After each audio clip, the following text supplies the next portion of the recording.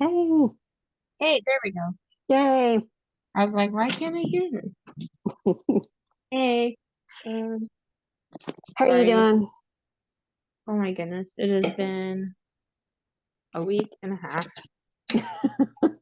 That's all I'll say about that. Moving in the chair in the room. It's been a stressful morning, but we're doing good. Ugh, yeah, So yeah. I like the haircut. Thanks. Yeah, you I'm too.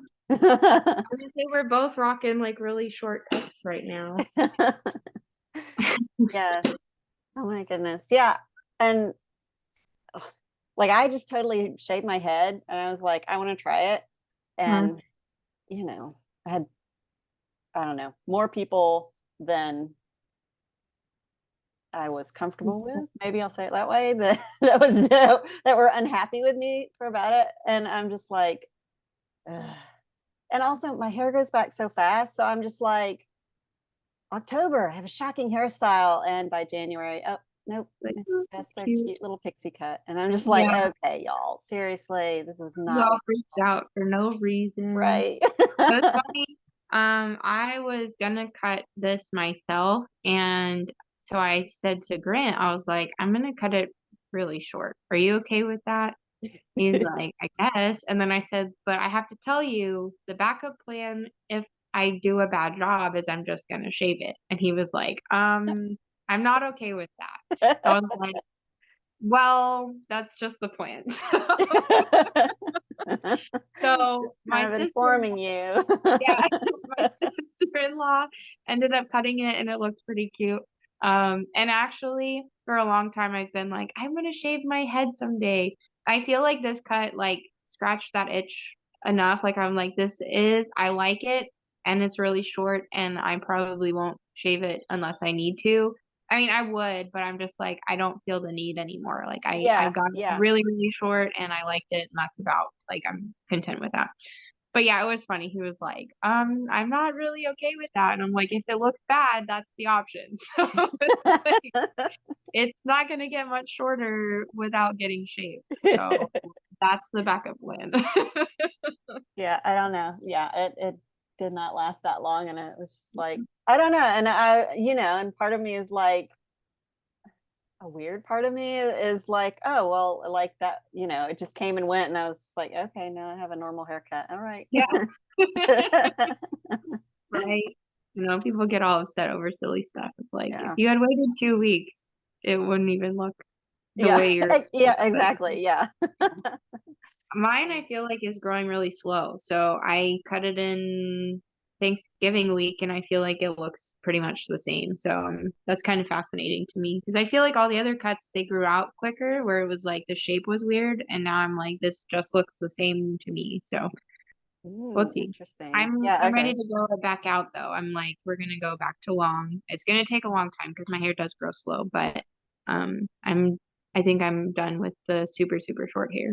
Yeah, I don't like I keep debating on if I'm gonna do any kind of, maintenance haircut or trims or whatnot in between this and just letting it grow out. I don't know. Mostly I'm on the edge of do nothing because that's easier. And Yeah, so yeah. that's kind of It where is I am. easy. I'm like, well, do nothing is kind of easier. So I don't know if I Yeah. hate it. I reserve the right to have trim my hair. Right. Yeah. Oh, for sure. That's funny. But yeah, it's fun. It's been fun.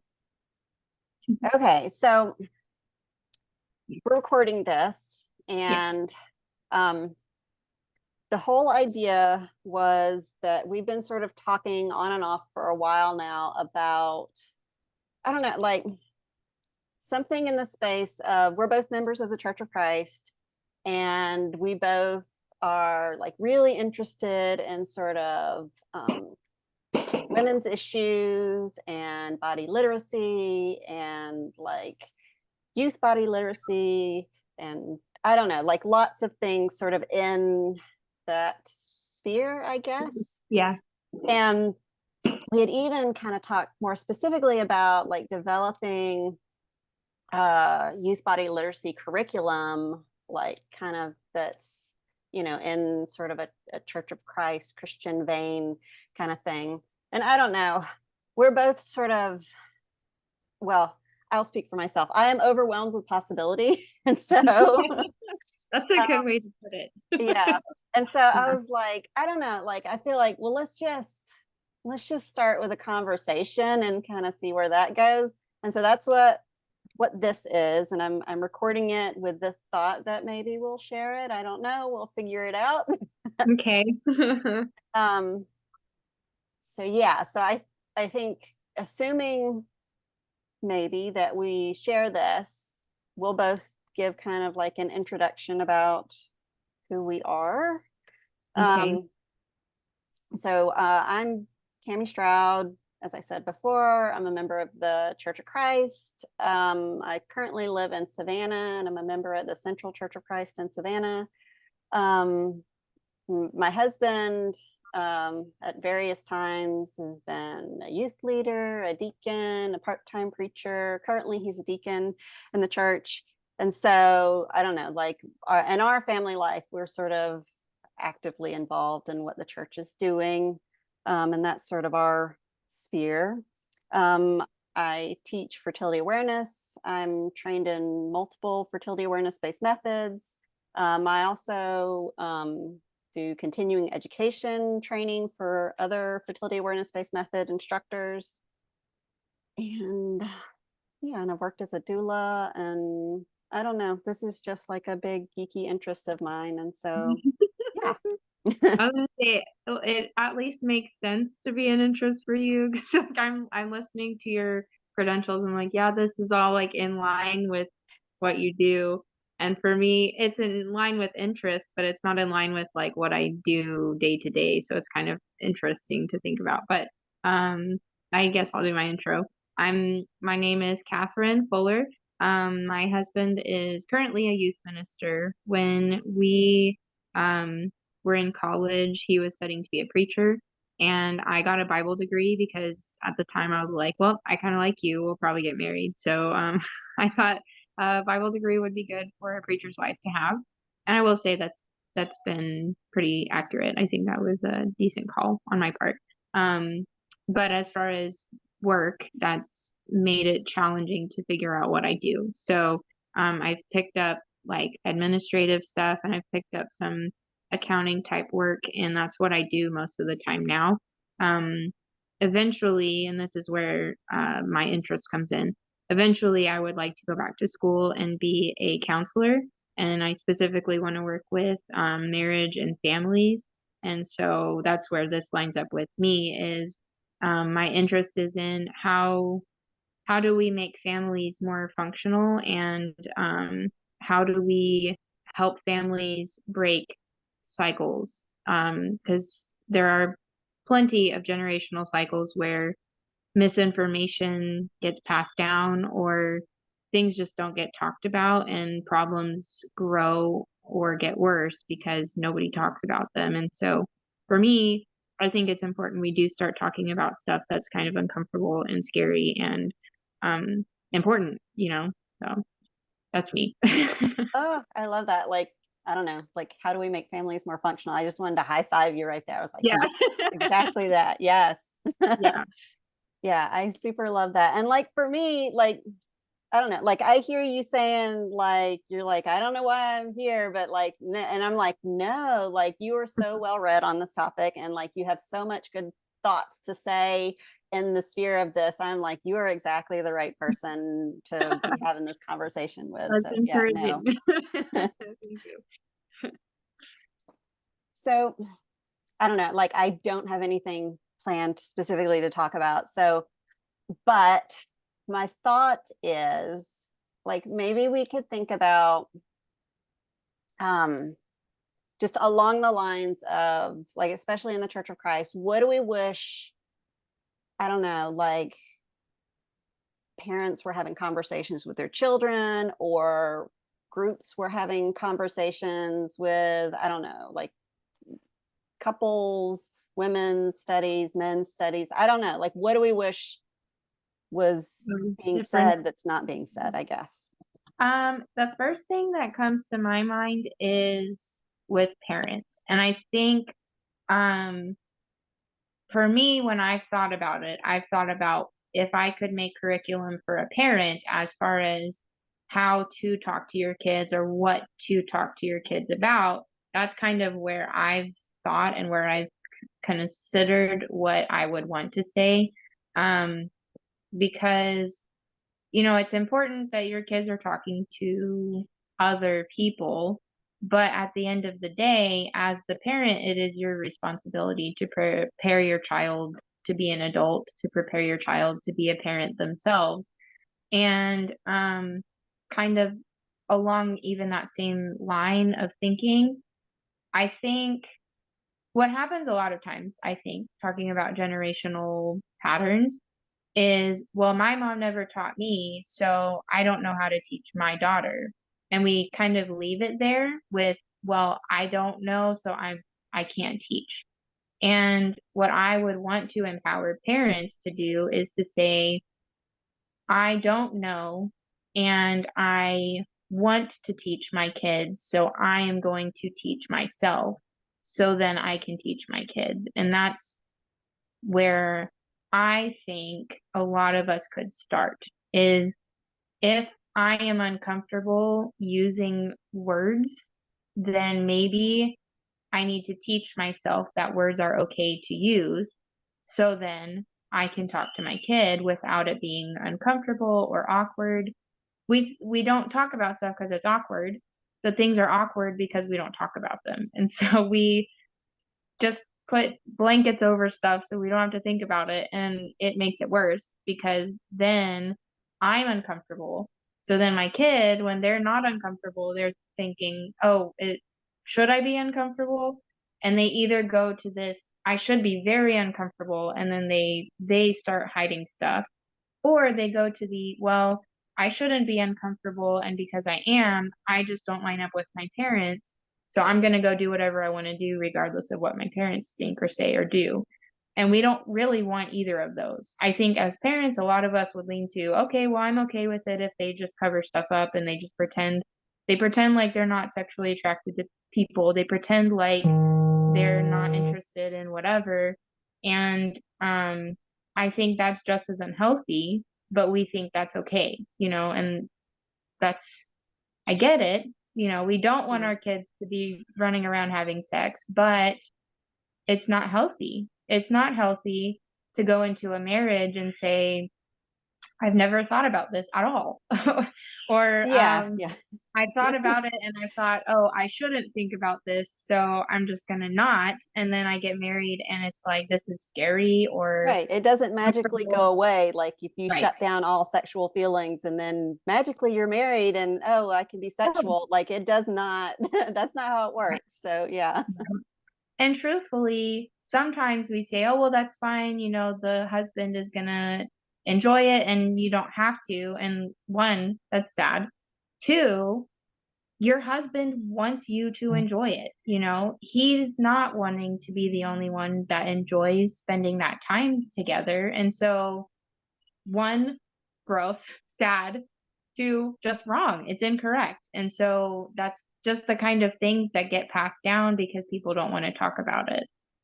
Yes, yes. And like giving parents resources to talk about sexuality, to talk about maturing bodies, bodily functions, like giving them the resources and the language to be able to have those discussions with their kids so that you don't get in a situation where all of a sudden I'm married and are we making babies? Are we not? I don't like, what am I supposed to enjoy sex? Am I not? Am I like, what if I think I am and I'm not? Like all of those questions, Yeah. like you don't want it to just, oh, you're married, figure it out, goodbye. And Yeah. like, you don't want to set people up like that. Right. Because what happens when you do is somebody gets into marriage and they don't know when something is going wrong. Like physically, they don't know when it's okay for something to hurt and when usually it is not okay that something is hurting. And so something like that will last some women years, decades sometimes, because they don't realize that that's not normal because nobody told them that. Instead, it said it was go figure it out, and figuring it out meant you just didn't know that it wasn't supposed to be like that, you know? Yes, so much Yeah. this. Like even in the context of fertility awareness, like a big thing, like most of the people who come to me and want to work with me because they want to learn to chart their cycle and avoid pregnancy. So basically identify times in the cycle where they can have completely unprotected sex but still not get pregnant. However, there's this big area of fertility awareness where, you can learn various what's a normal cycle and know if you're outside of that, and to be able to seek help. And so basically it becomes this health assessment tool that kind Mhm. of goes with you through your reproductive years. And so Right. whether or not you are in a sexually active relationship, so like before marriage, like this is useful information to have and to be able to assess your own health and reproductive health. And all of Mhm. these reproductive hormones, like we use it, that like that's the name we use for it, are reproductive hormones, reproductive health. But it's not just about reproduction. It's Right. about, how your brain works, how your bones, how your body works, your energy level. Like all of these things are tied to our hormones and our reproduction, and being able to assess that health and knowing, when to seek help and Right. when you're doing good is really Right. useful information. Yeah, I mean, it's just another system in your body. And so, we wouldn't like trying to think of an example. For example, with our kids, we want to teach them how to eat healthily or how to actively use their body so that their body is healthy and it moves the way it's supposed to. And, nutrients. We understand that all of that is good to know. But then it's like when we start talking about sexual reproductive organs and those systems, we think, oh, well, that's like hush hush. We need to not talk about it. That's something that you just keep with your spouse. But it's just another system in your body. Whether you are married or not, whether you are having sex or not, it is a part of your body and it should be functioning within a certain, like, this is normal, this is not normal. And that's something that everybody should want to know. Is this normal that my body is functioning this way? And if not, what's going on? Is it something that I can fix? Is it something that's abnormal but is not dangerous? Like what? It's information that we need to figure out about the state of our physical body. Absolutely. Yeah.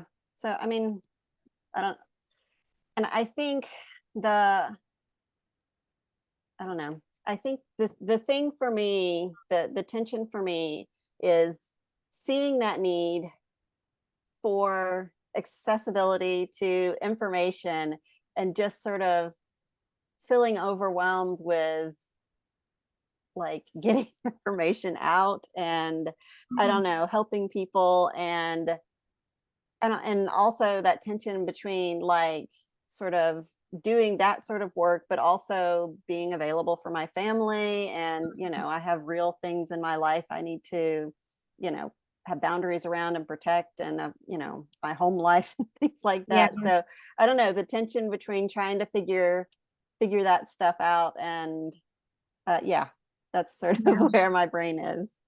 Well, I think too, part of the challenge is so many of us really don't want to know.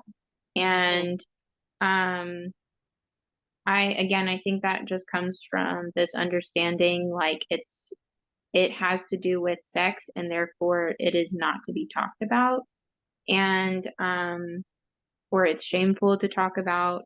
And so a lot of people who would benefit from learning are immediately put off because they think, Like, I don't want to go to a thing about sex.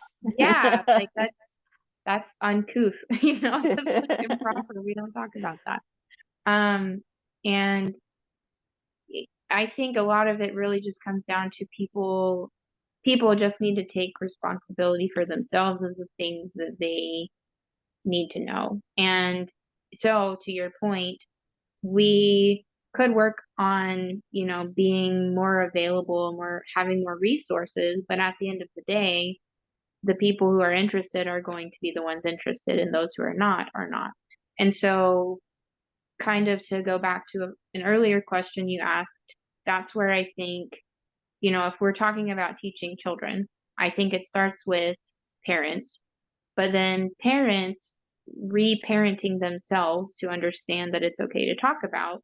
I think some of that is going to come from group settings, or even like really, really small groups, like accountability type of things where you have a partner that you talk about things with, or a ladies retreat type of thing, or a ladies, study, whatever it is.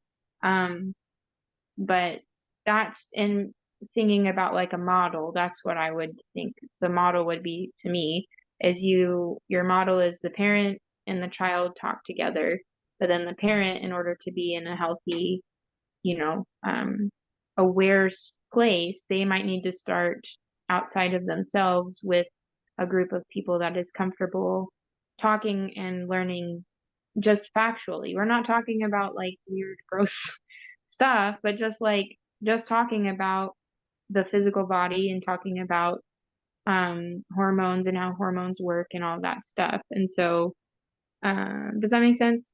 Yeah, Yeah. absolutely. And like, I don't providing access for parents so that, they can then sort or feel better equipped to have those conversations with their Mhm. children. And I was thinking as you were talking, like I have a presentation that I do, like that's just very basic, yeah, reproductive anatomy, and that like I kind of never know, like when I'm going over that presentation, like how much they know or how much they don't know. But invariably, most people at least have one thing they're like, oh, I didn't know that in the presentation. And like this is stuff that, from like I feel like the world would say this is stuff that's covered in school sex education. And even though supposedly it is, like most people I encounter who are interested in fertility awareness, who are interested in enough in this topic to seek me out, they're still like finding new information about this. And so like we have that aspect. And then when I get into talking about just the very basic, textbook reproductive hormones for the woman's cycle, like that is typically all new information. And all of these are like basic bodily function stuff. And like I would feel like they're baseline things that we should know about our bodies, and kind of an awareness we should have about our bodies because they have so much impact on us. And yeah, and just that baseline stuff is in general for most people I interact with, is there's not an awareness of that, and there's not just an Right. understanding of that. Right. Yeah, and I think um to get a little nerdy, I guess, but for pretty much all of Christian history, people have been uncomfortable with like the physical nature of us. And so it makes sense to me theoretically why this would be a challenge for people, because there's always been a challenge with sussing out like, do we don't glorify the body, but we do live in the body, and how do we walk that balance as Christians? And I think a lot of us really just lean into, it's just a physical body and the spiritual matters more. And so I neglect to pay attention or learn about the physical body because it's just physical. And I'll put air quotes, just physical. It is just physical, but that is a part of our experience as humans, is we do live in physical bodies, and that in and of itself is not shameful. It is not shameful that you have a physical body or that you experience life in a physical body, but there's ways that it is appropriate and ways that it is not as a Christian. And that's where we talk with our kids about, I heard an example about how to talk to kids about sexuality, and they said, in our house, we use the example of fire. Fire is okay, it's safe within the context of it's inside the fireplace. When it comes out of the fireplace, if it's in the house, that is dangerous, that is bad, that is not something we want. And it's the same with really anything physical, like not just sexuality, but even food, even leisure time, any of those things in a certain context, those things are okay. They're safe, they're good, they're positive, they're fun. And outside of their context, they are dangerous. They are not what we want. We don't want to put them on a pedestal they don't belong in. But there is a context for most things to be appropriate. And we don't want to, a lot of the times, we don't want to figure out the difference. We don't want to actually sit and think, is this okay where I've put it, or do I need to, put it back, push back the boundaries, put the boundaries a little bit farther away? Or do I need to let the boundary out a little bit? Because maybe I'm being too restrictive on, we'll say food. Maybe I'm being too restrictive on my food because I'm caring so much about my physical body that emotionally I'm having trouble. Or, um, you know, sexuality. Maybe within my marriage, there's something that actually is okay, but I have put a boundary up that I say that's not okay, that's inappropriate, but this other thing is not inappropriate. You know what I mean? Like Hmm. we don't, excuse me, we don't want to think about where is the difference. And that's where a lot of us just drop the ball. We say, nope, it's all physical and therefore I don't care and I don't want to know and it's too much. Yeah, It's a and problem. I think like there is sort of this, I don't, especially in the US, this sort of cultural undercurrent to dismiss physical sensations, to dismiss the way you physically feel and kind of push through that and just get on with it. And like, I don't, there's actually lots of research pulling that goes back to being aware of physical sensation and like tying that to what you're emotionally feeling and like connecting those things can actually give you a lot more, being mindful of those things, a lot more clarity and help you to be more functional and to go seek medical help if you need it and to like just being aware of bodily sensations as you move through life Mhm. is useful. And for me, like part of fertility awareness, like one aspect of it is in cervical mucus charting. It's a mindfulness exercise of being aware of the sensation that cervical mucus gives you. And so, again, that's an awareness of bodily sensation. And it's not, and even with that, like, we're not talking about a judgment, placing a judgment on that sensation, just recognizing it exists and not dismissing it, not ignoring it, and nothing like that.